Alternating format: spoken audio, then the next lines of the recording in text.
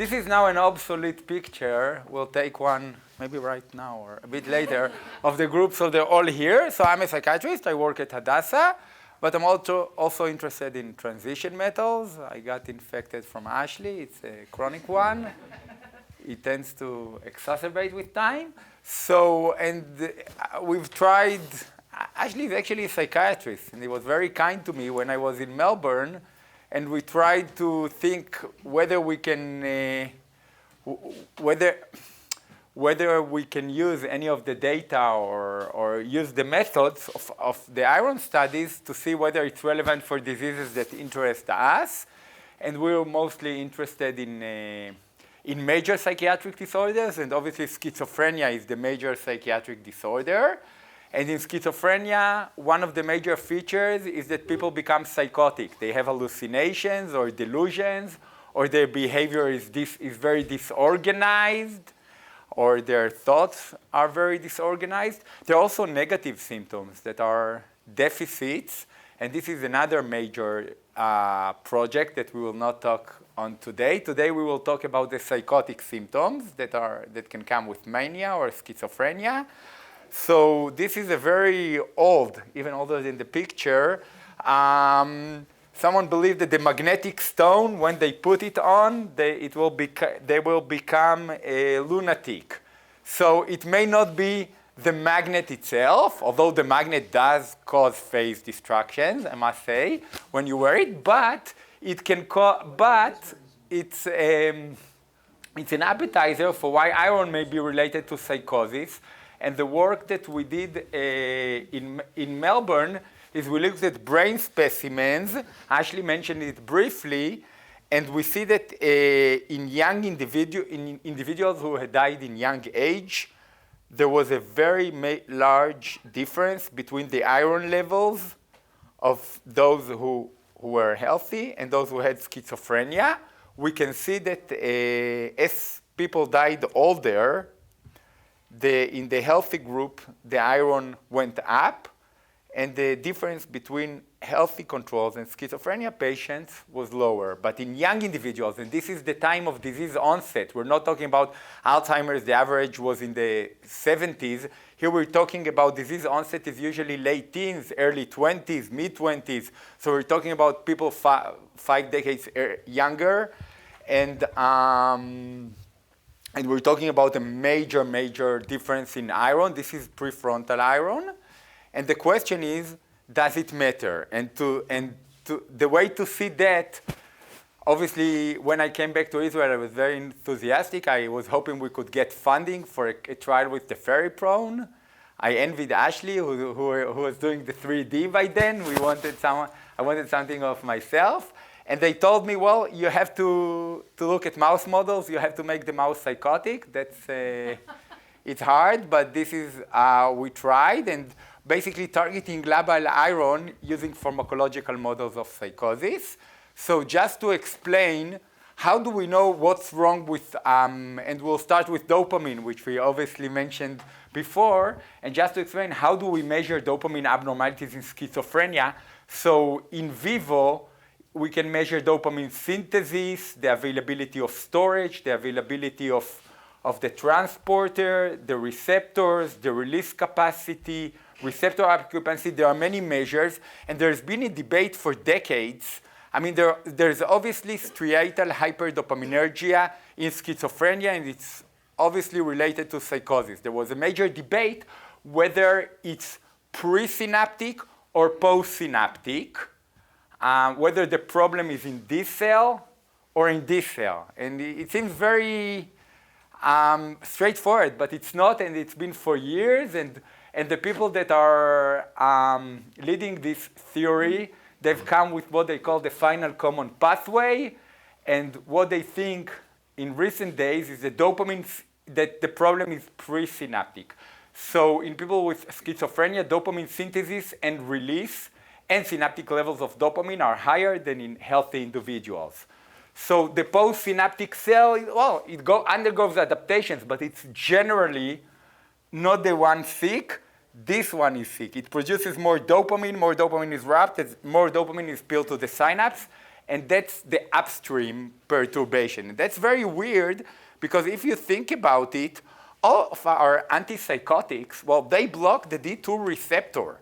So they treat, and actually you can see that the potency of antipsychotics is related to their affinity to the D2 receptor. But this is weird, you know. We're treating downstream instead of treating upstream. And in recent years, there's a call to try to devise new medications that may act upstream on where the problem is, and this may offer better mechanistic treatment. So this is something that we've tried, and this is just a nice way to present it even. So which models do we use in mice? So amphetamine, for example, or stimulants, and amphetamine has been reported previously to cause psychosis, and there's an experimental reproduction of amphetamine psychosis in humans, and there are a lot of discussions whether people who use amphetamine either recreationally or over a longer period, we're talking about higher doses, not only for ADHD like we all use before tests, higher doses abuse amphetamine, whether there's amphetamine-induced psychosis is the same as the psychosis of schizophrenia or different. It's a whole debate. We can talk about it a lot. But since mice don't develop psychosis spontaneously, we have no, we don't have much of a choice. So we'll just assume that it shares some mechanistic relevance. And we know that it does because amphetamine causes pretty much a disease, a presynaptic problem, similar to what we think in schizophrenia. The way it does it, you don't see it here, but amphetamine increases the production of dopamine. More dopamine is stored here. And then dopamine is also spilled, but it's spilled non-physiologically. So usually, dopamine is stored in the vesicles, and when there's a stimulus, the vesicles fuse and dopamine is released, and then it's taken up by the dopamine transporter to sort of abort the ongoing excitation of dopamine in the synapse. What happens with amphetamine is that more dopamine is produced, but also amphetamine causes leakage of dopamine from the vesicles, so there's more extravesicular dopamine, and then the dopamine transporter, instead of bringing back the dopamine back into the cell, it reverses its transport and actually takes non-physiologically all this dopamine and spills it to the synapse. So we have a model which is similar to what is going on in schizophrenia, where you have more dopamine at the end of the nerve terminal and more is released to the synapse. Of course, it's not one-to-one. It's a model with all the limitations, but nonetheless, Avigail, who's here and did a brilliant PhD, which he just handed, did a lot of the mouse work here. So one of the things, so we said, well, let's look. We took a lot of mice because we wanted to be sure that it's correct before we present to you guys your series. So basically what we did, we gave 3 injections at 2 hours before, 30 minutes before, and the time 0. And then we put the mice in an open field. We just let them roam freely for an hour, and we recorded their velocity. Also other behaviors, but we'll focus on velocity. And what we see is their velocity is pretty constant. When they were given amphetamine just before entering the open field arena, we see that it takes a few minutes to kick in, and once it kicks in, their velocity goes up a lot and then gradually decreases.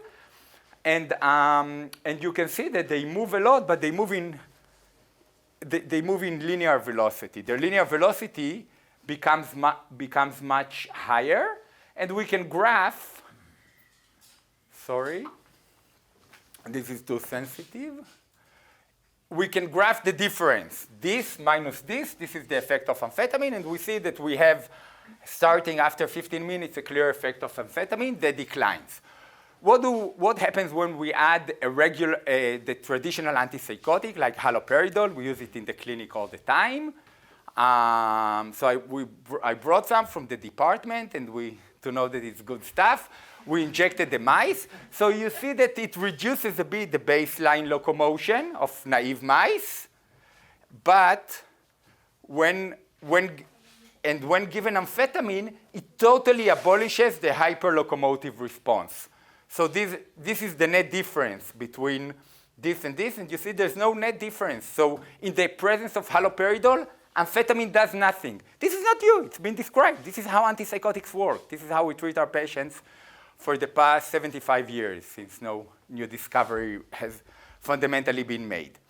Now we said, let's see what the feriprone does.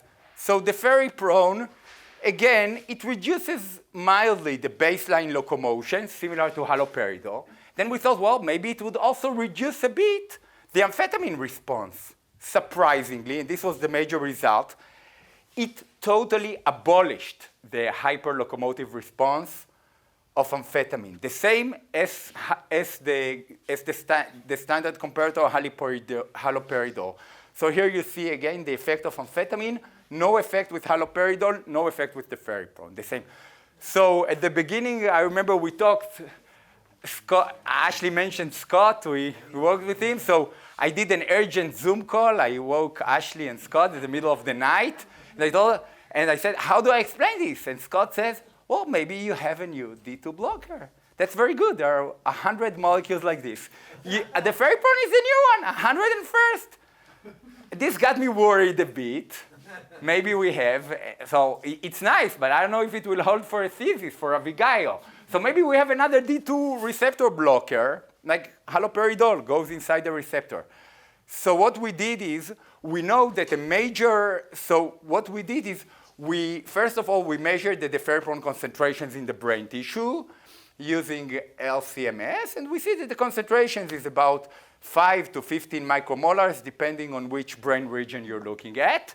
And so we paid for a radioligand binding assay at these concentrations that we found, and the feriprone does not seem to block the D2 receptor.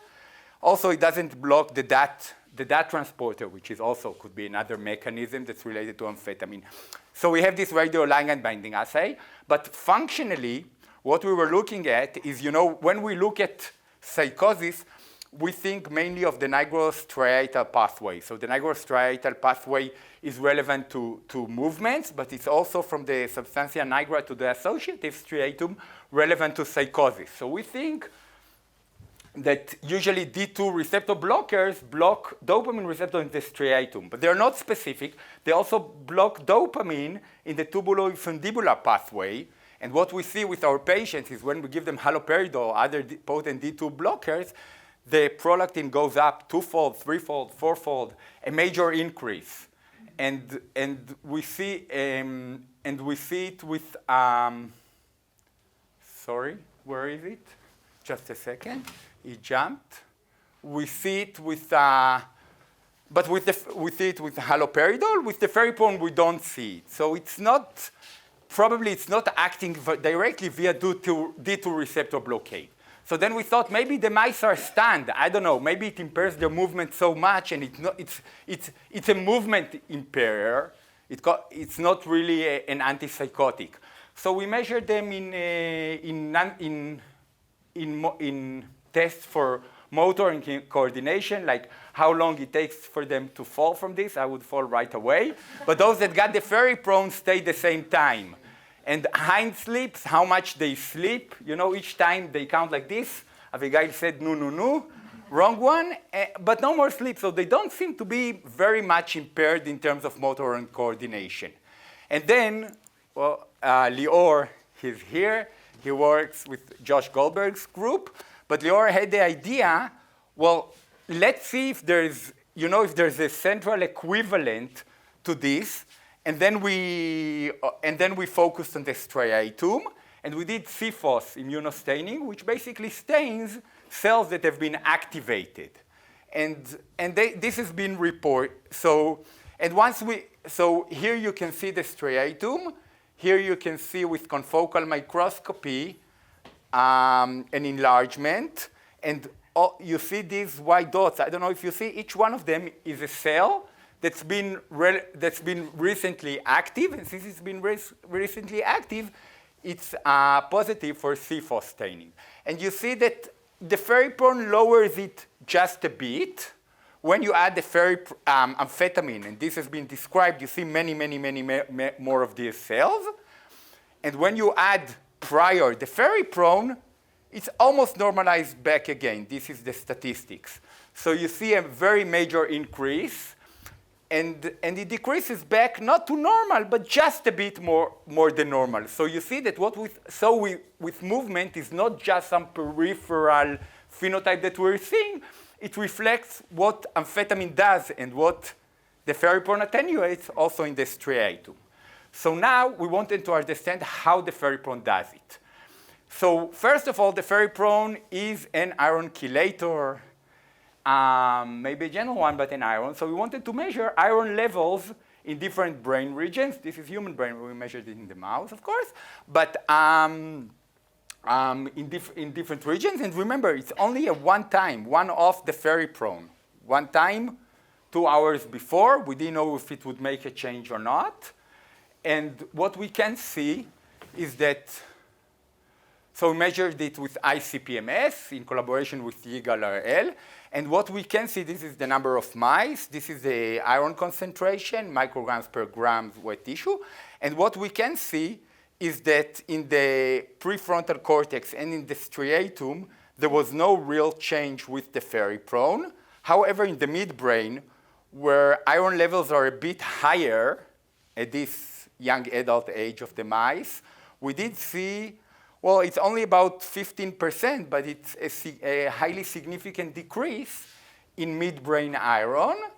And it's not only compared to our sample, it's also compared to a reference sample of inbred mice available on the web that have the same iron concentration as us, and we see this decrease. So it's an apparent decrease, and it's probably specific at the concentrations of the feriprone that we see. The feriprone is much more specific to iron than other metals, and we see that we did not have this effect on other metals. So it seems to be iron specific.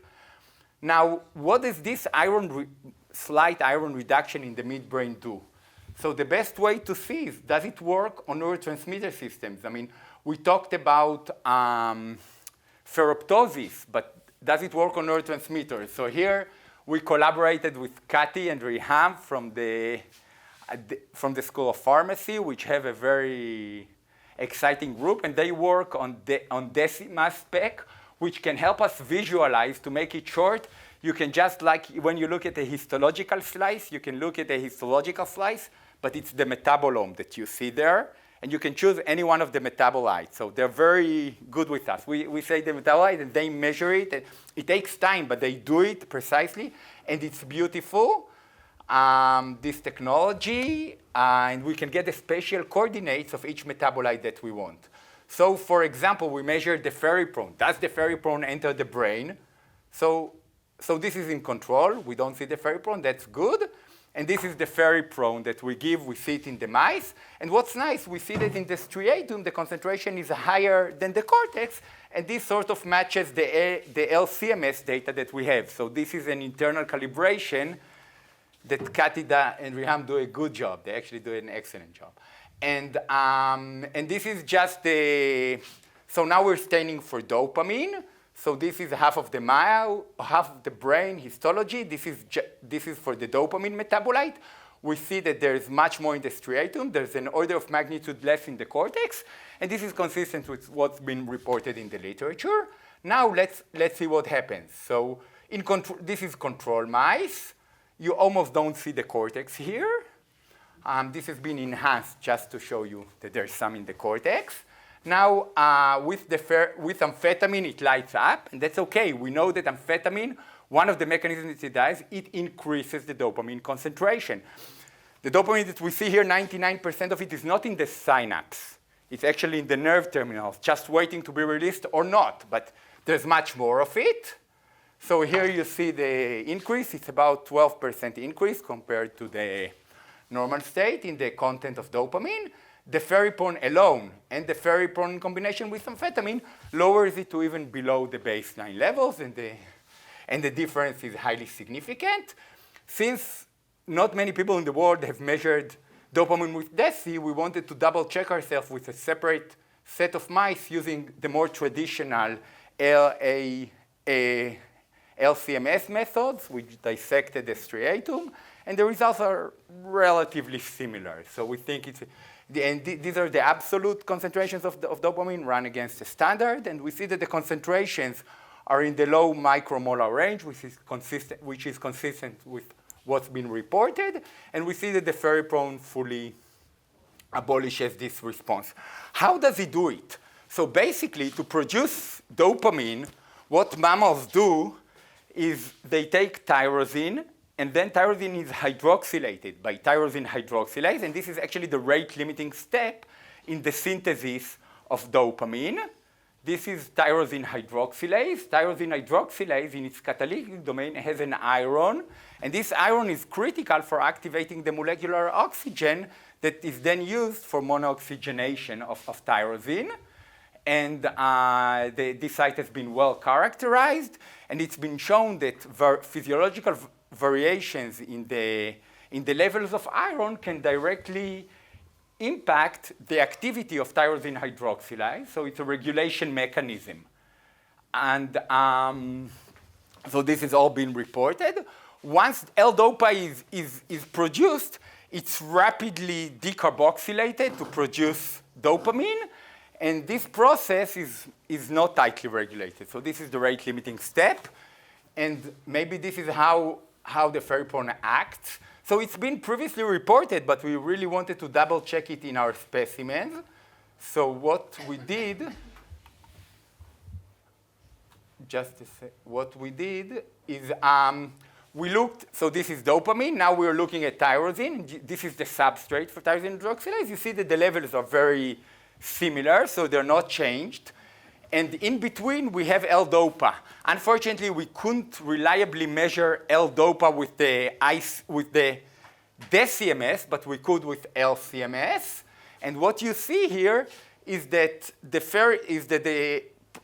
adding the feriprone considerably reduced the L-DOPA concentrations once starting from the same precursors. So this is essentially this essentially indicates that the most likely mechanism for the reduced levels of dopamine that we see here is inhibition of this step of tyrosine hydroxylase. So this is probably the mechanism. But then we asked ourselves, look, we're not the first. You know, we always think we're inviting the world. We're inventing the world. I always think so, but I guess not. And people have thought about it before. Even 10 years before I was born, people used a specific inhibitor of tyrosine hydroxylase, much more specific than the feriprone, called alpha-methyl paratyrosine, and they showed that it inhibits tyrosine hydroxylase. They tried it in schizophrenia. Initially it worked, but then in many other trials it didn't work. And it's not a good mechanism. So if this was the only mechanism of the feriprone, why should we be lucky? But you know, in psychiatry, we like dirty drugs. Clozapine is the dirtiest drugs. It's the most effective drugs. So we asked ourselves, is our drug also,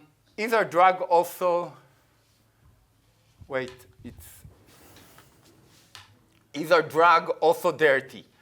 And so we went back, and what we looked is that besides tyrosine hydroxylase, to produce tyrosine, you would need phenylalanine. That's an essential amino acid.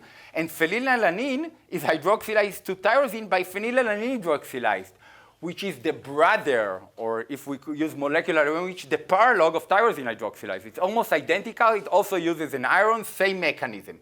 So theoretically, why wouldn't the feriprone also inhibit phenylalanine hydroxylase? And when we looked at phenylalanine, this is what's beautiful with DESI. You can run it again and ask which metabolites you want. We see that phenylalanine is significantly raised in the presence of the feriprone.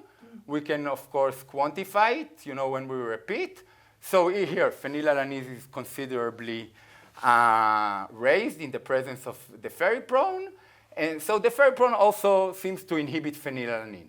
But if we have the same level of tyrosine, why would it matter? So we looked in the literature, and apparently there are claims that, that phenylalanine itself, when it's high, it can inhibit the production of L-DOPA by inhibiting the intake of tyrosine into the cell. So what does that mean? That essentially you have the same levels of tyrosine as we measure in bulk tissue, but in reality, less of the tyrosine is available for synthesis. And we wanted to see, is this the case in our case? So we looked and we saw that controlling for all the other covariates, phenylalanine exerts a major negative effect on the production of L-DOPA.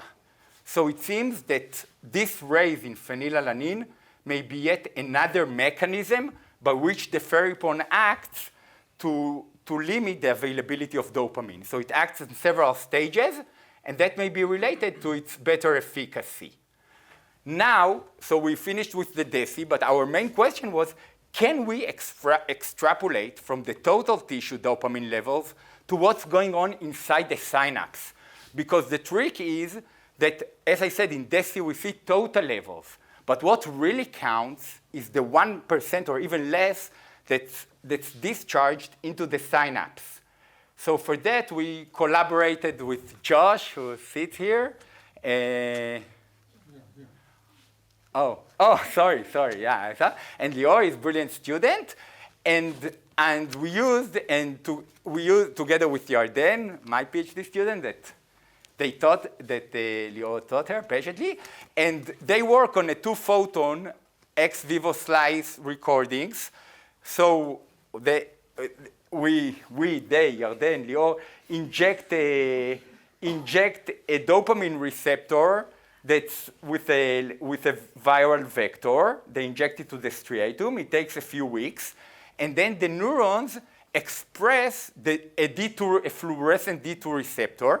But this D2 receptor is orphan. It's not linked to the whole G protein and signal transduction mechanism. It just sits on the membrane, so it doesn't do any activity. But when it binds dopamine, like the regular D2 receptor, it changes its fluorescence, and then you can record the fluorescent change. For example, in the dorsal striatum, you can record it, and this gives you a real-time measure in the brain slice of how much dopamine is released into the whole area. And you can see, for example, that when an electrical stimulus is given to the brain slice, here you see you have a major rise, and then it falls. This is how it looks, and of course the fluorescence can be quantified. And I'll walk you through this figure. What we see here is an average of many slices across many mice. And what you see here, this is in blue is the control mice with the standard errors. So you see that when there's a stimulus, there's a peak in the fluorescence. And after a few seconds, it decays.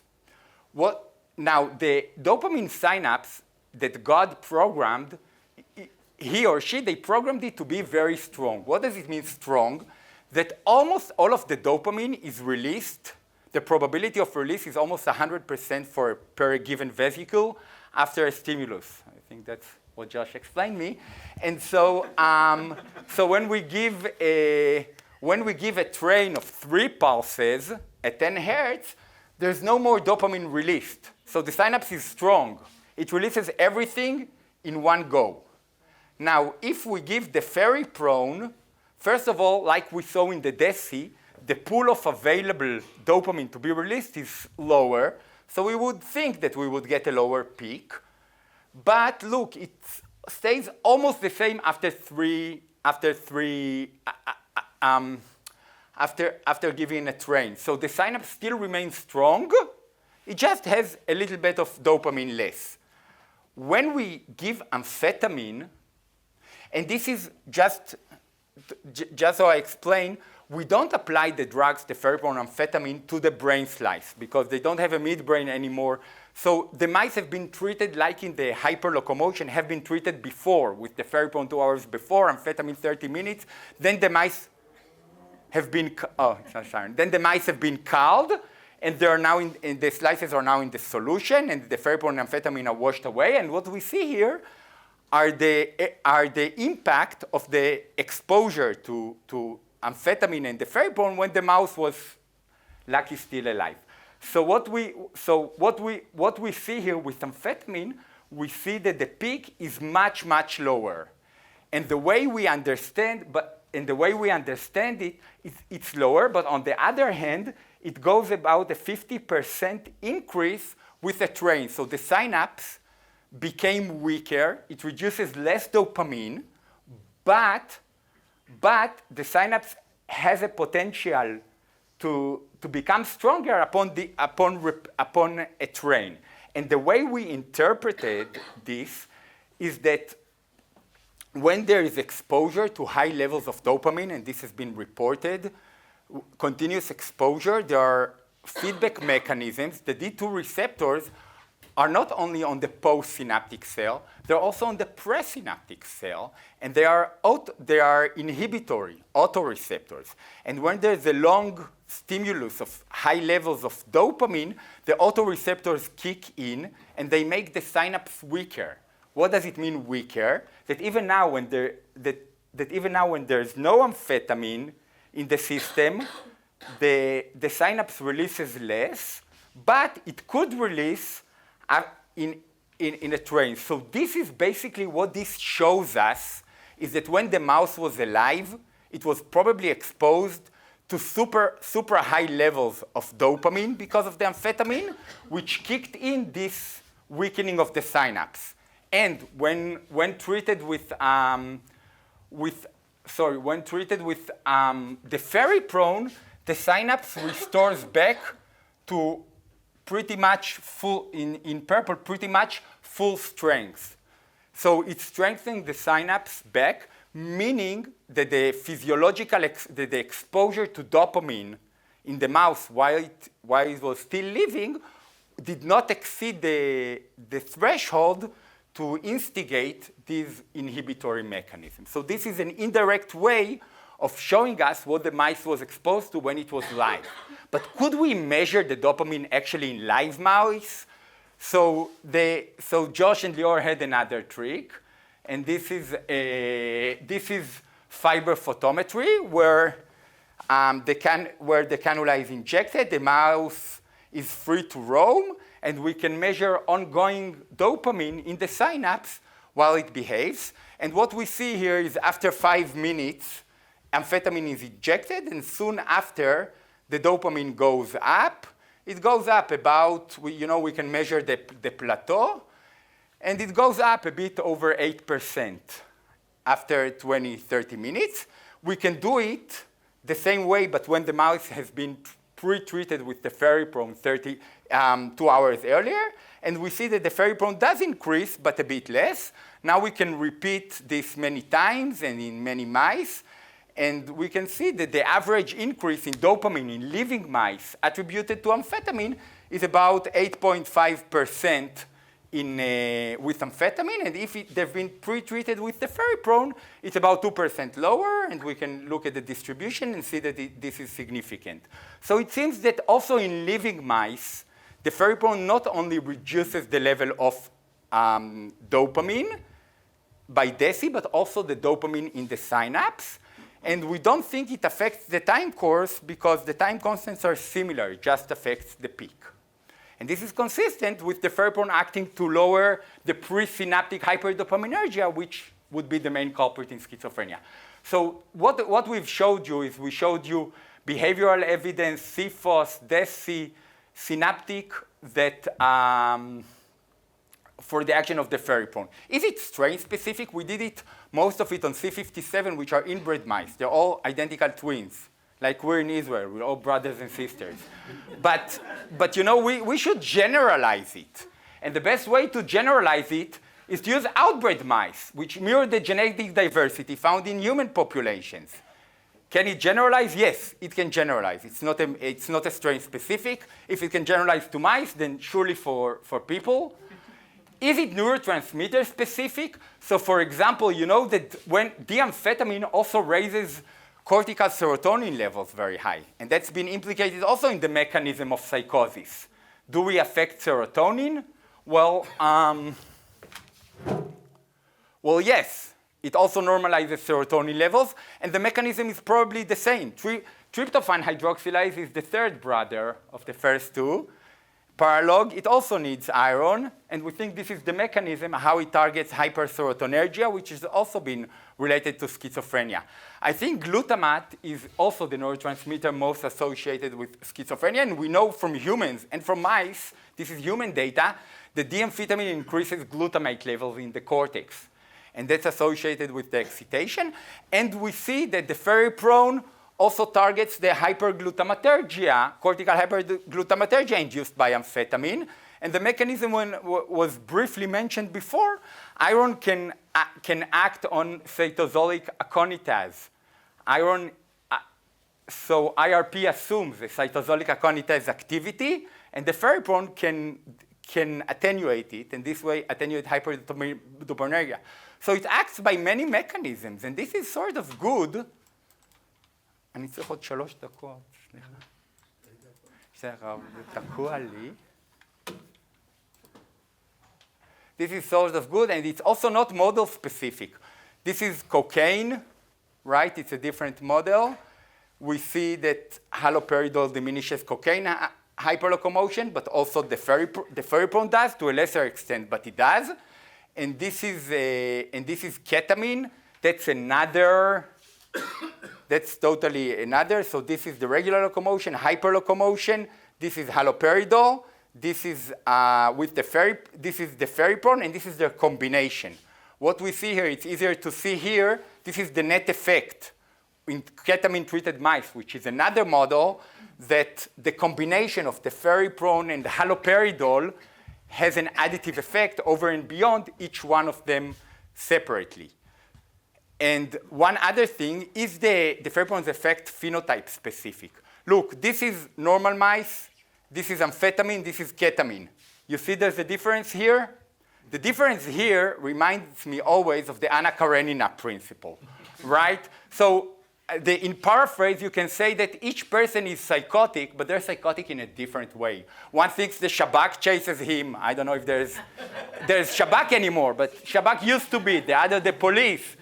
You know, so maybe they're right because each organization is being dismantled, but in a sort of way, we see that they're psychotic differently. And the reason they're psychotic here differently is they don't go only in linear direction, but they have bouts of circling, stereotypy, which is another phenotype.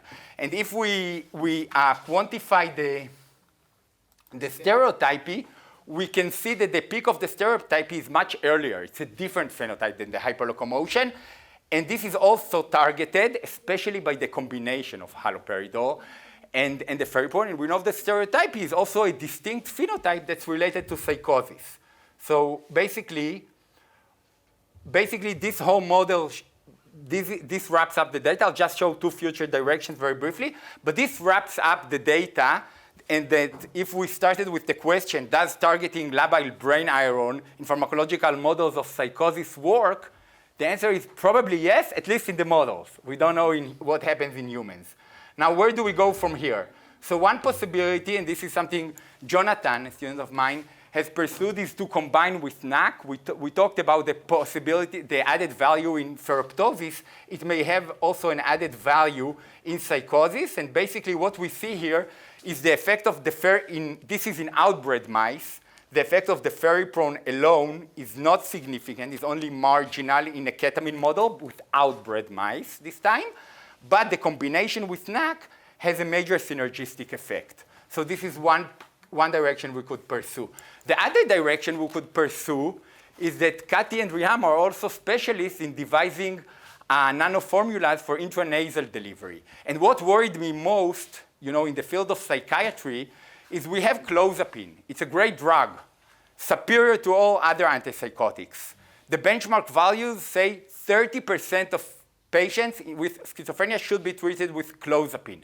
However, in Israel, for example, only 5% are treated.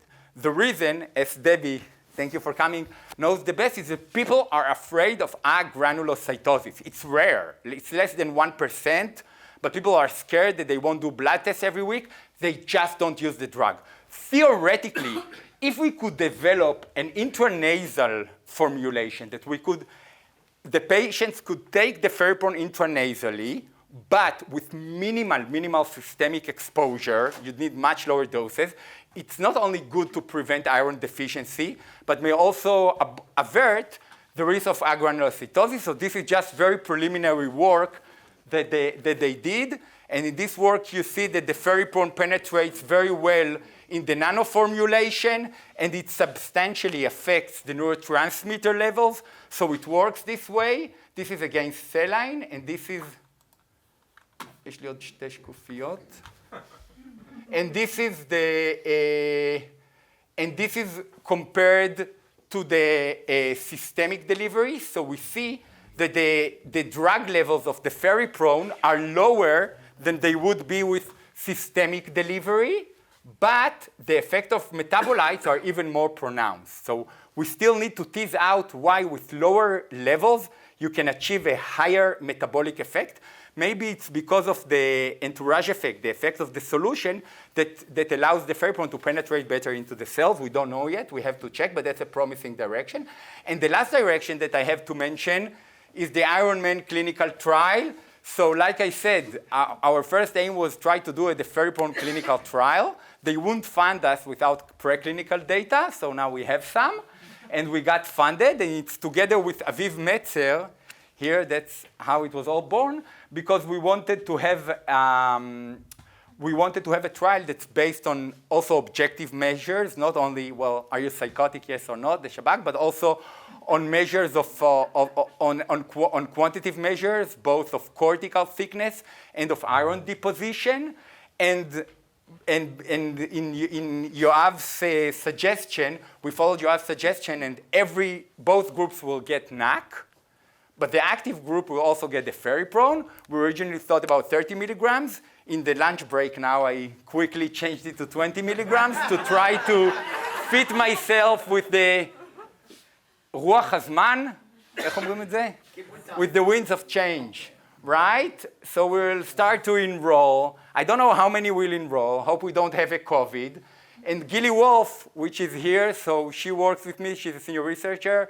She does, what's good about Gilly, she does both mouse work and human work. So she's supervised all of the mouse work that you've seen, and now she's helping us supervise it to a trial. And we're recruiting patients. I don't think I see any candidate here, but we're still recruiting. Thank you very much.